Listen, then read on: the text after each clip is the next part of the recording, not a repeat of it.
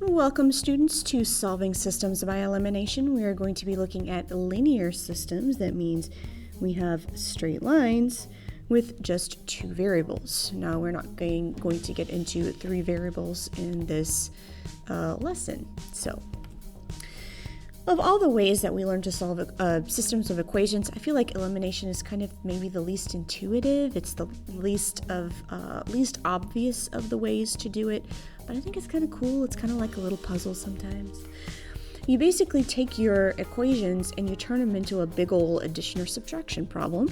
Sometimes you do a little multiplication. There's a lot that could go on here. But the idea is that you're trying to cancel one of the variables so that you're left with an equation that has just x in it or just y in it. And we know how to solve those. So let's look at this first example. Here's my two equations, and I want to find out what x and y value will make both of them true. So when I look at this, I can see that I've got a negative 2y and a positive 2y. And I know that those two, as I hit my camera, excuse me, try that again. And I know that, there we go, these will cancel each other out. So I'm going to go ahead and just do that. They're gone. And the rest of it, I'm just adding them together. So adding like terms, 3x plus 2x is 5x. Negative 2y plus 2y, of course, is 0. Those are canceled. And 10 plus 15 is 25. So now I've got this little bitty equation, 5x equals 25, and gosh, I know how to do that one. You can probably do that in your head without even writing anything out, but regardless, divide both sides by 5, and then we know x would equal 5. Now remember from the last video, a solution to a system, unless it tells you to just find the x or just find the y, you need an x and a y value. So what we just found is the x value. To find the y value, we're just going to plug this into one of the equations and then solve for y. So I'm going to actually write that in my green pen again. To find y, that looks like it says to find y. To find y, plug x equals 5 into an equation. Handwriting is clearly not my forte today. Into an equation and solve. Let's do that then. You can pick either one. In fact, if you wanted to be super safe, you could plug them into both, but I'm just going to choose this one because it's all positive, and I like to think of myself as a positive person. Not really. So anyway, take x equals 5, and we're going to plug 5 in for x. So 2 times 5 plus 2y equals 15. 2 times 5 is 10, plus 2y equals 15. Subtract 10, 2y equals 5, and then just divide by 2, and we get y equals 5 halves. That means our solution to this system of equations is the ordered pair 5 halves.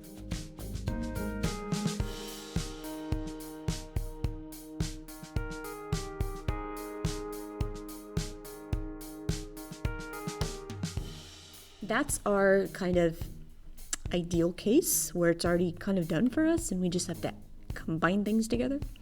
So let's look at some that are less than ideal. Let's look at the next one. We had the same absolute value going on here, but opposite signs. On this example, we have a negative 5x and a negative 5x. Those don't cancel, but they almost cancel. In fact, if this were a positive 5x, then they would cancel. So what I'm going to do, actually I need a 5 on either of them, and you can, it really doesn't matter, it's kind of up to you. Actually, I think I'm going to try to get 5 on this equation right here. I think it's going to be easier. I'll show you why. When we get there, I'll show you why. Anyway, so how do I make this a positive 5 instead of a negative 5? Well, if I just times it by negative 1, then that would become a positive 5. So I'm going to first work on changing my second equation here. That means the first one just stays the way it is. And then the second one, I'm just going to distribute that negative 1. So positive 5x plus a y, which is a 1y. I'm going to go ahead and put a 1 in front of it. And then equals negative 11.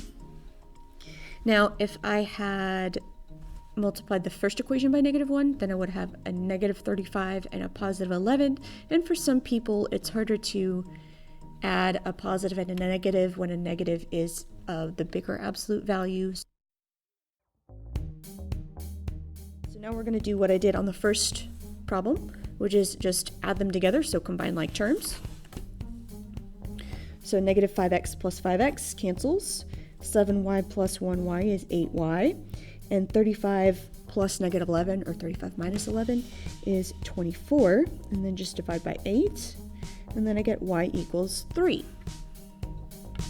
And now remember, just like we did before, I need an x and a y.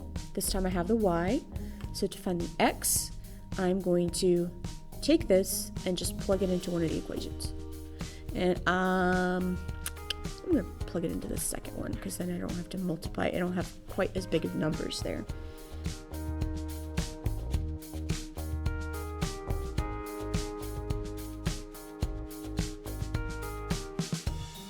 Again, I've decided to take the second one, but it doesn't matter. You could take either one.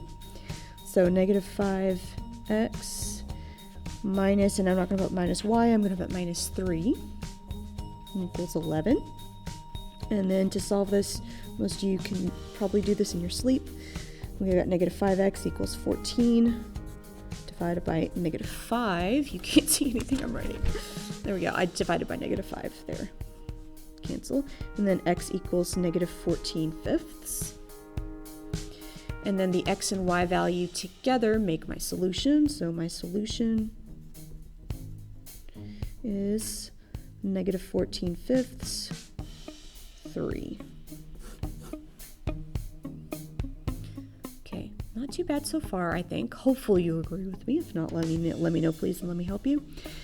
Let's look at one that isn't quite so convenient. So let's see one where the numbers don't seem like they cancel just yet and see what we can do. Okay, so here's my next example that I'm going to do. I'm going to look at my numbers here, and it looks like I could do a couple of things to make one of the variables cancel. I could have, if I had a negative 4 here, then the y's would cancel. I'd have a negative 4 and a positive 4, and those two would cancel. So that's a possibility. Or if this were a 16, if I were a 16x instead of a negative 8, then the x's would cancel instead. So I'm going to pick one of those to do. It's up to you. Whatever you think will make the math easier. So I think I'm going to pick this one. Sure, why not? I'm going to pick this one. So if I need this number to be a negative 4, then I need to, well, it's already negative, so that's nice. I would need to multiply it by 4 to get it to be a negative 4. So I'm just going to take my whole top equation and multiply it by 4. So that will give me 4 times negative 8, that's negative 32x. That's negative 4y. And don't forget this one. This is really easy to forget sometimes, even. Okay, so there's my first equation sort of fixed. Then the second one, I'm just going to leave it alone. And it looks like two things are going to cancel there, which is kind of nice. And then just combine like terms. So negative 32x minus 16x, those are both negatives. So remember, you're adding the absolute values. That's going to be a negative 48x. Negative 4y and positive 4y cancel each other out. And it just so happens, by coincidence, that negative 28 and positive 28 also cancel. So we have negative 48x equals 0. Then to continue solving that, just divide both sides by negative 48, and then we get x equals, that's still 0. And then I'm going to find y just like I did on the previous examples by plugging this into one of the equations. So I'm going to find y, and I think I'm just going to use the first one. Why not? So negative 8 times 0 is 0. Then I have negative y, and if you don't like having a negative y or like a negative x or something like that, remember it's just a negative 1 times the variable. And then you can just divide by negative 1, and you get y equals 7. So your solution to this system of equations, the values that will make them both true at the same time, are 0, 7. Okay, so pause to take that in if you need to. This may be a good time to ask me a question if you're not sure what's happening here before we get into one that's a little bit more complicated. Okay, next, again, I'm going to look at what can I cancel. Right now, 5 and negative 10 don't cancel. Negative 16 and negative 8 don't cancel, but they're both kind of close. Like I could make, if this were a 10, if this were a 10x, then these would cancel. Or if, let's see, if this were a 16, if it were a positive 16, that would cancel. And I'm just going to go for this one. But again, you can pick either one. You will get the same results, just in a different manner. And what do I need to multiply by to turn 5 into 10? Well, I need to multiply by 2. So I'm going to go ahead and do 2 times 5 is 10x, 2 times negative 16 is negative 32y, and 2 times 21 is 42. And then the second one, just leave it alone.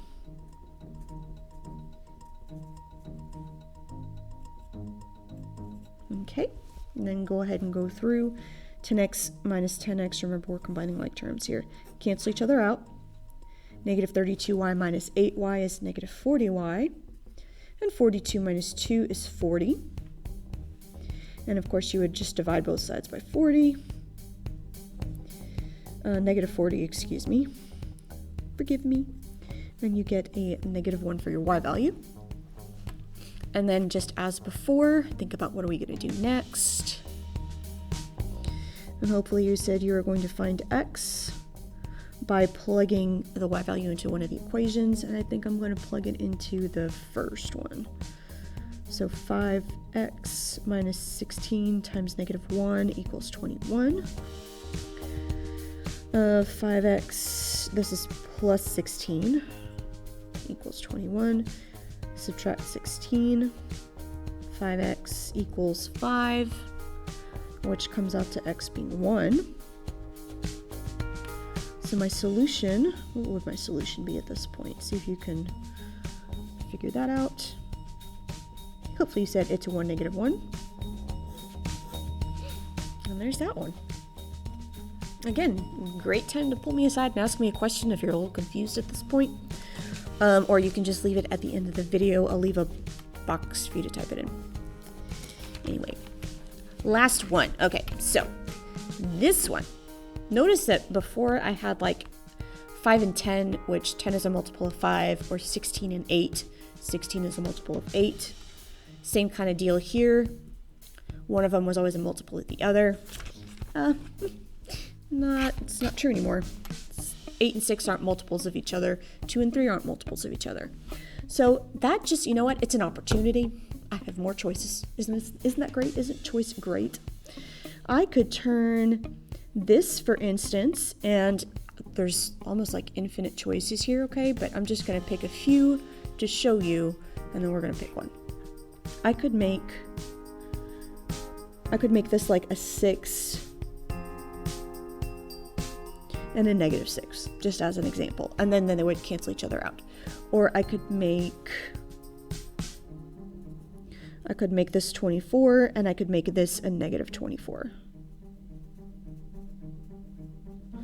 Okay, so just, again, just as examples, I could do like negative 6 and 6, or 12 and negative 12, whatever. But just pick some things that you think would work. And then just pick them.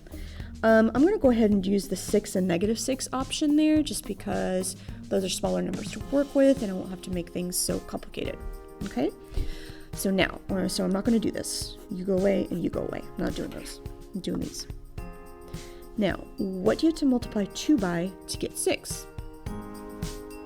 Hopefully you're thinking 3. You got to multiply by 3. And what do you have to multiply 3 by to make negative 6? I have to multiply by negative 2. Okay, in fact, I'm going to go ahead and erase these just to clean this up. I don't want you guys to have this mess to look at, so you feel free to leave it on your paper if you've already drawn it. You don't need to mess your paper up. Okay, there we go. A little cleaner now. So I'm doing kind of the same thing I did on all the other problems, but now I have to multiply both equations by something in order to get opposites that will cancel. So 3 times 8, 24x. 3 times 2 is 6y, which remember that's what I wanted. I wanted 6y. And then 3 times negative 2 is negative 6. My first equation step. Then I have negative 2 times 6x, which is negative 12x. Negative 2 times 3 is negative 6y. And negative 2 times negative 9 is positive 18. Okay, then look and make sure that your little guys are going to cancel your terms. They sure are. They're so obedient. It's wonderful. 24x minus 12x is 12x. The y's cancel. And then negative 6 plus 18 is just positive 12. So 12x equals 12. Obviously, you're dividing by 12. And x equals 1. Then, just like all the others, take your x value that you found, pick an equation and plug it in. I'm going to use this one, but you can use either one. And I'm going to use that to find y. So 6 times 1 plus 3y equals negative 9. This is obviously just 6, so I'm going to subtract 6. 3y equals negative 15. Divide by 3. So y equals negative 5. Which means my solution is 1, negative 5.